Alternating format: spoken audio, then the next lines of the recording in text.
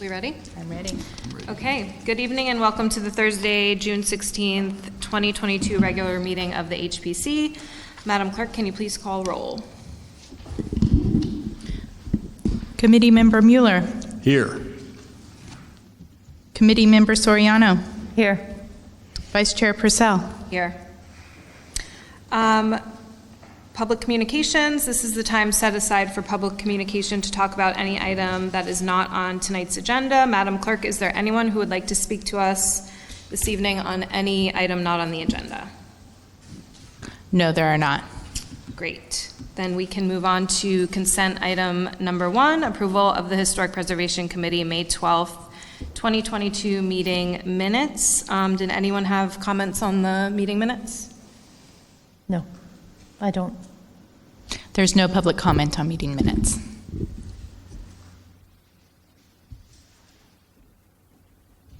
You good, Paul? No Yes, comments? no comments. Okay, great. Well, I will make a motion to approve as presented the meeting minutes from May 12th. I'll second. Committee Member Mueller. Yes. Committee Member Soriano. Yes. Vice Chair Purcell. Yes. Great. With that, we can move on to our formal item, project number 15133, Berkshire House, Millsack, located at 1141 Poli Street, and I believe we have a staff presentation. Thank you, Chair, members of the HPC. I'm going to begin on slide number 2 on the page, so just for your reference. The city has received a request for a Millsack contract with the city in order to be eligible for an adjusted tax valuation, which may result in a reduction of property taxes. In return for this tax reduction, the property owner is consenting to maintain and preserving their historic landmark. Pardon me, Jared, could I get you to speak up or more directly Sure. into the I'll microphone? I'm talk just an more- old guy and I'm far away here, so. How is this? Is this That's good? perfect. Okay. So I'm moving on to the next slide. The subject landmark is the Berkshire House, which is located at 1141 Poli Street. It's an approximately 1,500 square foot single-family Victorian residence, constructed in 1896, and it's landmark number 50. The property is also located within the Selwyn Shaw's Historic District. Selwyn Shaw was Berkshire's father, and there are 3 other landmarks in the proximity to the subject property. The Suter House, which is landmark number 62, is directly east, and the Selwyn Shaw House, landmark number 46, is located northwest of the subject site. And then the Frederick Neal Baker House is also located 3 houses away to the west, and that is landmark number 109. And now going to the next slide. The Berkshire House was designated a local landmark on September 15th, 1980, for being the work of a master builder architect, and in this case was Selwyn Shaw. And while not formally trained, he was known to possess a high level of building skills and drafting knowledge to become a local leader of the profession. And the Shaws built many important structures in Ventura, including the Bard Hospital, Victoria Rose, the Dudley House, and many of the old houses in the city. Now I'm going to the next slide. The house is a 2-story simplified Victorian with a high-pitched cross-gable roof and plain box cornice with eaves extending partly around the corner. All the windows are framed by scroll molding, a modified Palladian, I'm not sure if I'm saying that right, window squared at the top. On the front facade, the original bay window was removed when the parlor was enlarged around 1925. The window in the addition was taken from one of the early banks and placed there, and a flat-roofed addition was added on the west in 1929. Now I'm going to the next slide. The terms of the Millsack contract require owners to preserve, rehabilitate, restore, and maintain the property in accordance with the rules and regulations of the Office of Historic Preservation of California Department of Parks and Recreation and the United States Secretary of Interior standards for the treatment of historic properties. The contract is for 10 years, but it automatically renews every year for each year and then runs with the property, passes on to future owners. If the property owner or the city terminates a contract, the remainder of the 10-year term must be fulfilled. Then I'm going to the next next page. The applicant has provided a conceptual timeline for property preservation and rehabilitation, and they include various items such as sewer repair and electrical upgrades. And then I think we're on the final slide, hopefully we all are.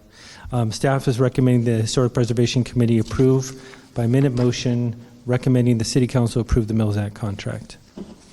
Thank you. Great, thanks, Jared. Madam Clerk, do we have any questions of Jared?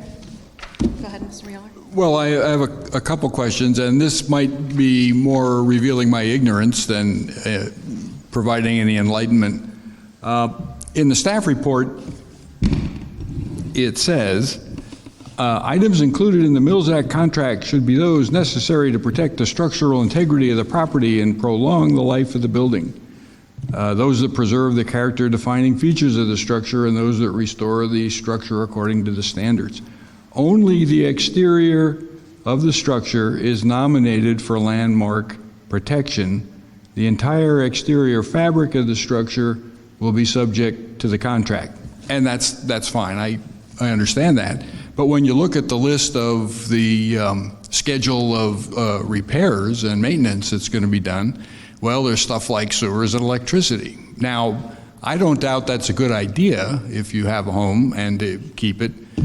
Could you just confirm my suspicion that that's part of the language here that requires the prolonging of the life of the building and the structural integrity, or is something else that I don't understand happening? Yeah, that's a great question, and it has been a subject of conversation and discussion at this body over the years about, what is the purpose of the Millsack contract and what's the intent, and just through those different conversations, where we've evolved to was anything that is going to help preserve the property for it to keep going and have more life in it would be appropriate for being part of the contract. So anything like a sewer repair that's going to help the house as a whole and help that property owner who has committed to maintaining it and preserving it, since it's kind of a partnership with the city, so they're fulfilling their commitment. Those type of repairs have been found appropriate. Things that were more questionable that have come up in the past were things like setting it up for internet service, or there have been things like that listed on the list where before it's like, well, that's not more directly connected to elongating the life of the structure. So, but things like sewer repairs have just definitely gotten to a comfort level with the Historic Preservation Committee. And I'll just add to that, I think the language that you just cited out the staff report, it does talk about, necessary to protect the structural integrity of the property or prolong the life of the building. And I think it's staff's position at this time that these types of upgrades, like sewer upgrades and electrical upgrades, are certainly required to prolong the life of the building. Sure. Okay. Well, just somebody looking at this might be confused, someone like me, but now I've been clarified. Thank you very much. I do want to congratulate the applicant for maintaining this in very fine condition. It's a beautiful house in an historic. We did have a new main line put in last year. Yeah. It was so expensive. Well, we all have stories. I know that, but it's really a good thing on Poli Avenue to have a house in that condition that is historically landmarked. It really helps keep our position going forward as a city that's interested in historical preservation. You as a group kind of freak out over all the building that's going on? Well, we don't get to talk about anything except that which is being requested I'm to sorry, be I'm just seen gonna as a landmark. But Right now, we're in the portion where staff presentation and questions. So yeah, right. Okay, so let's not go down there. You'll certainly have a moment to speak. Yeah. Well, I do have one more question, and this may be a mistake. In Exhibit C, there is a very complicated table of repairs. Then you go to a worksheet here. see if I can find it. Yeah, the Mills Act Savings Estimator. And, maybe someone else knows all the details. Maybe we don't need to deal with that here. But one of the components of determining the mills tax rate is going to be something called the interest component, determined by the State Board of Equalization each year. Now, 2 days ago, the Federal Reserve jumped the interest rates by 0.75% after 0.5% the month or so before. And so my question is, what effect would a changing interest rate environment have on these calculations? It's a great question that I don't have an answer for. I did go over with these numbers with our finance division this week. That wasn't brought up at that time.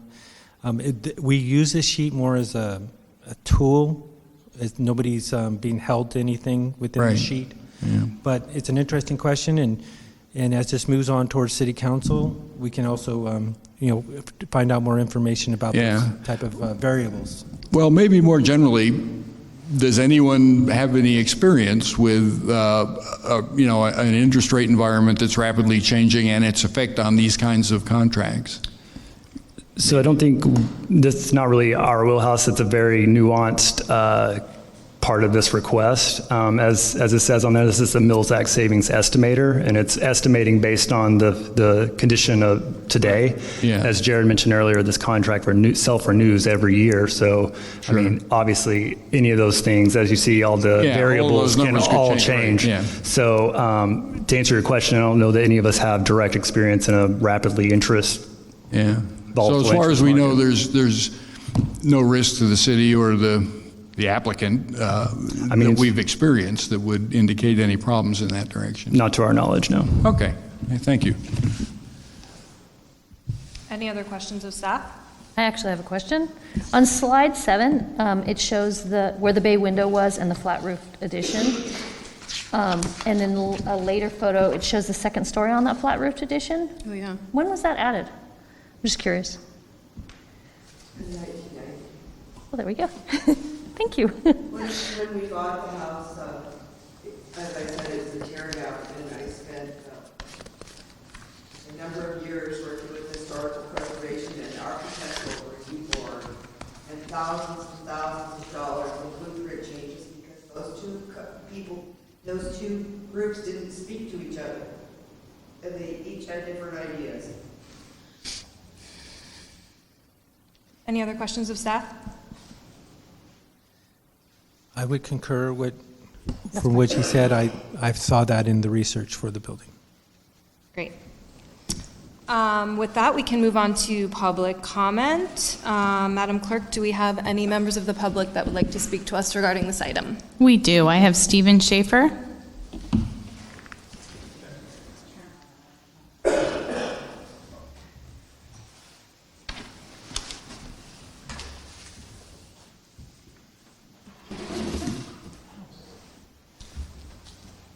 Hello.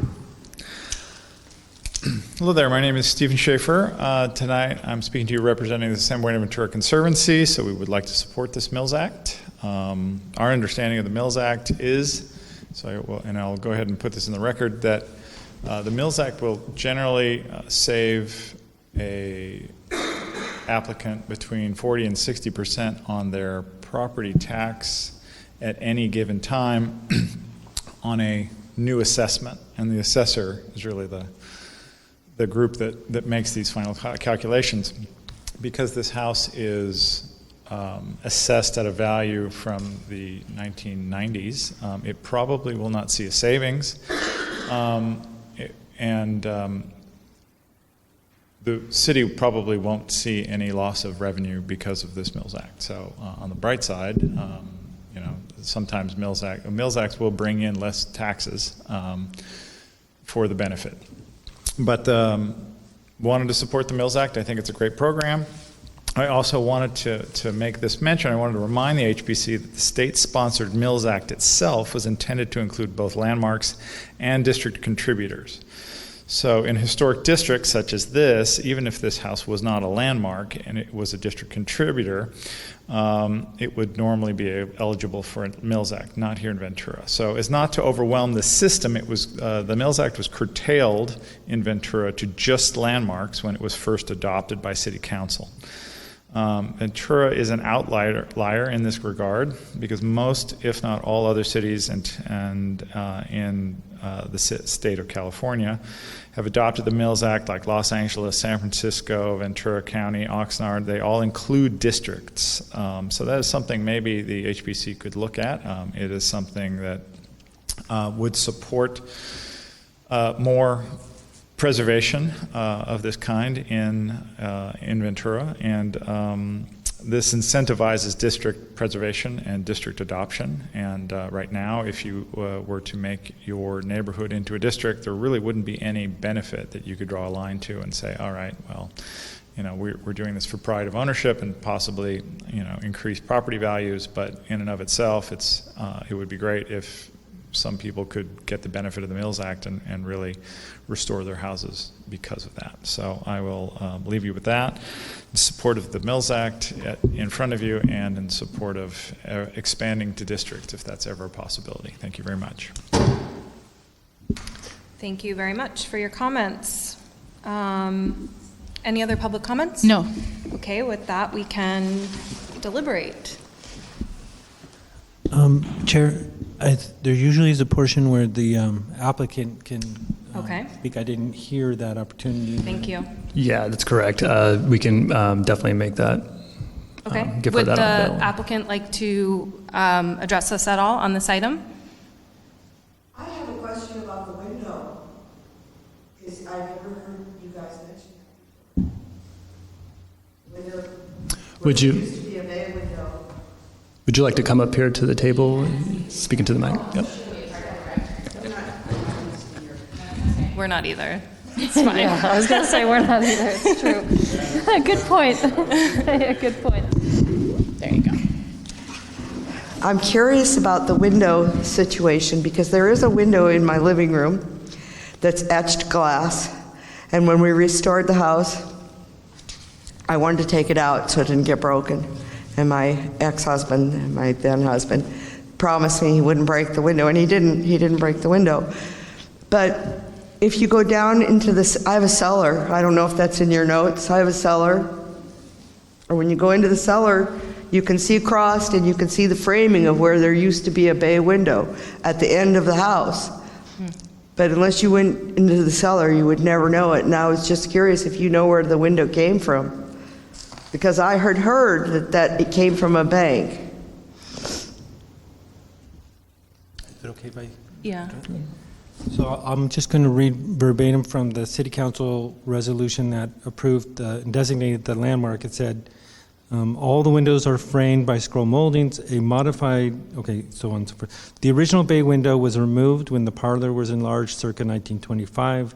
The window in the addition was taken from one of the early banks and placed there. So that's where I got it. Any designation. That's all I have. Interesting. Just curious. Yeah, it is. Because I can imagine a bay window being there where there isn't one now. It's just a flat wall. Huh. But the, if you're interested, where they added on to make that, it's a huge window. It's probably as wide as this window, maybe wider, but not quite as tall. And where they added on, it had a flat roof, which was ugly Yeah. and didn't really go with the house. And that there was a window above that flat roof, and you can see all the islands and the sunsets. And so my husband, who was a contractor, I said, you need to put a room there. So that's how So you guys added that second So story? yes, and we went through the city for it. Honestly, looks much better with the second story. It does, and we matched the Palladian window. That was requested by Historical Preservation, that the windows match the dining room window. Interesting. Yeah, and so they do. They have a big one in the center and two little ones on the side. And I'm a painter, and that's where I paint. That's my favorite room in the house. Sounds nice. Wonderful. Did we have any questions of the applicant specifically? Nope. I take good care of the place. I feel grateful that I get to live there. It has a really, I call it the house of love. It has good vibes And how long have you been there? since '89. In fact, before then, I lived at Calorama in Poli, and I used to drive by that house and like it and think I could never afford it. And somehow the universe put it in my lap. There you go. That's great. Well, I think we're glad it's in your hands, so thank you. Thank you. Thank you. And with that, we will now close public comment, I believe, and we can deliberate on this item. Any thoughts?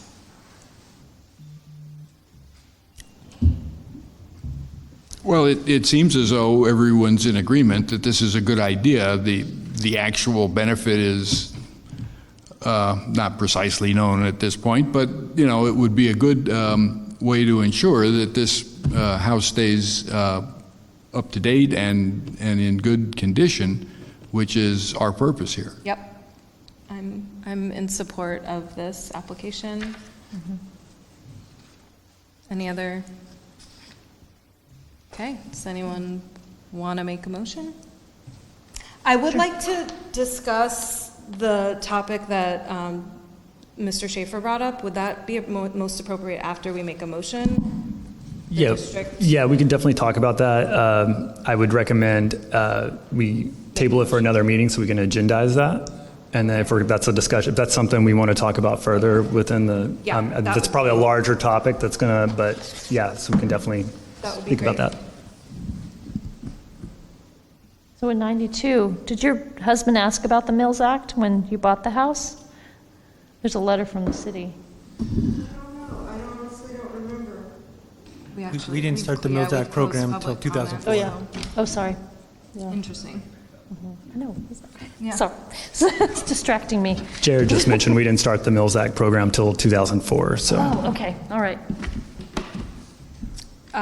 Okay, well, just briefly, my comments would, I'm in support of the application, and I think we're lucky this house is in your hands, and it's great, all the work you've done over the years. So with that, I will make a motion to approve the Millsack application for the Berkshire House at 1141 Poli Street. And I will second. Can we please have roll call? Committee Member Mueller. Yes. Committee Member Soriano. Yes. Vice Chair Purcell. Yes. All right, the motion passes. Great. If any of you would ever like to see it, you're welcome to make arrangements to come by and see it. There are almost no square rooms in the house. None of the rooms are square. And I think the kitchen has 7 or 8 or 9 doors. Oh, wow. So when back in '89, when my husband and I were not on the same page, I thought we were going to paint wallpaper, and I came home from work and he'd torn down all the walls. I mean, it's not the wall, just remove the falling plaster and stuff. But the chimney in the house, which you can't see now that it has walls again, spirals through the house. The bricks spiral. So that when it comes out to, I don't know if that has something to do with the way it was to make the smoke go up. In fact, part of it is exposed as it goes through the bathroom upstairs. Interesting. Well, I'll try we're to gonna. coordinate that, and I'll see if there's any interest. Yeah, I was gonna say we're gonna move on, but we'll circle back after the meeting and try and set that up. Does staff have any? Is there any additional staff communication? Yeah, all that I have is that we will have items most likely for a July hearing. I know that we've sometimes had issues getting quorum if sticking to the typical night. So look for some correspondence from myself or Netta in the upcoming weeks to arrange that meeting date. Other than that, that's all we got. Great. And can we I'd like to make a request to agendize that item. Of course. Great. Absolutely. And if that is all, then we can adjourn this meeting. I just have one comment. At the last meeting, I explained that my term was up on June 30th, and I've been in touch with the city clerk, who has informed me that I am empowered to continue on the committee as long as a replacement has been named. So that's something to file away in your reference. I have not applied for one of the open positions because the date had already passed when applications have closed. But I said I'd be willing to participate with another interview and be considered if you need another candidate. So that's where that stands. I don't know where they are in the interview process or in the the selection process, but it's probably going to take the rest of the summer before they know exactly who is going to fit in where. So they are actually trying to replace you as well as... Yeah.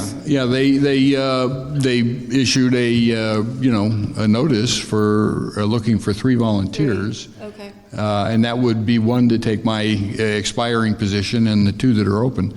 But I don't know. Get a 3rd, you can still serve. Well, if they decide they want to interview me, I guess, yeah.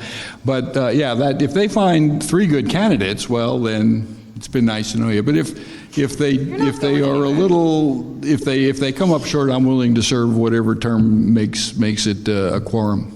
Okay, great, thank you. And is there any additional update on the process? Just that there's a lot of vacancies on the boards and commissions throughout the city, and I knew they are trying to fill those, but I think last it time... will take some time. Okay. She did mention last time that we had applicants, I believe. We do. It's just a matter of getting to this Okay. commission. Okay. Any other comments before we adjourn? Then I will call this meeting to a close. Have a good evening. Thank you.